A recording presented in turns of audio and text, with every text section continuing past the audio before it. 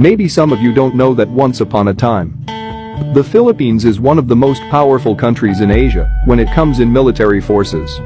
According to some research about the history of armed forces of the Philippines, the Philippines owned numerous number of fighter planes, jet fighter, attack helicopters, warships, a submarine chaser, war tanks, and one of the most advanced superweapons in Asia named Bongbong 1. So today in this video, we will talk about how powerful is the Philippine military forces during the President Marcos regime.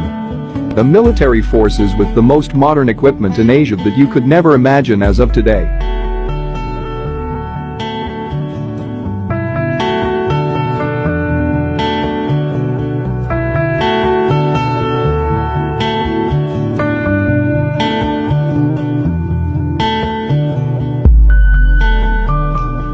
According to some research, only 3 countries around the world owned BOD F-8 fighter aircraft.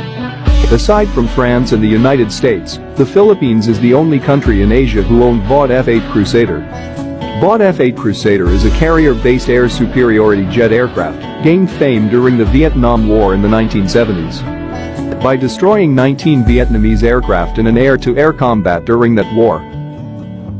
During the Marcos regime, the Philippines acquired 35 units of BOD F-8 Crusader in 1977. However, these aircraft were destroyed during Mount Pinatubo eruption and never been replaced after the Marcos regime. The Philippine Air Force also acquired 19 units of F-5A and 3 units of F-5B light fighter aircraft from 1965 to 1967. F-5A Freedom Fighter aircraft was also used by the very famous Blue Diamond Aerobatic Team in 1968. The Blue Diamond is a national aerobatic team of the Philippine Air Force and one of the oldest formal flying aerobatic teams in the world.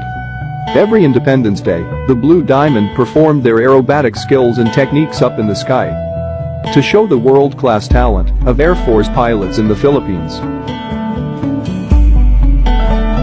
BRP Andres Bonifacio PF-7 is a Philippine Navy warship acquired by the Philippines in 1976.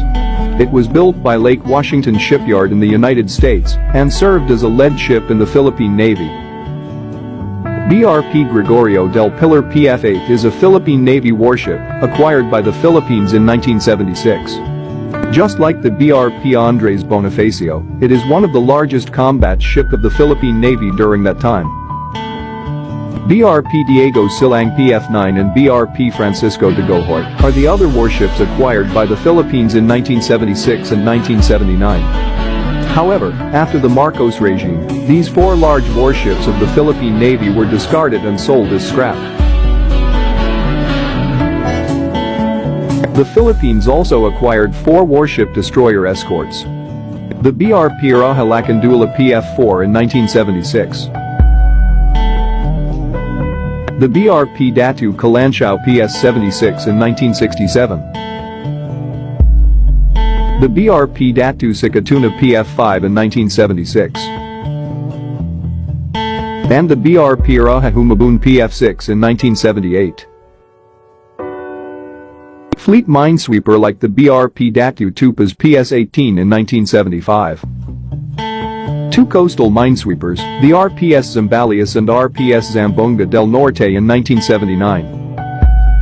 2 minesweepers, the RPS Davao del Norte and RPS Davao del Sur in 1979. 2 submarine chasers, the BRP Nueva Vizcaya in 1968 and BRP Negros Oriental in 1976.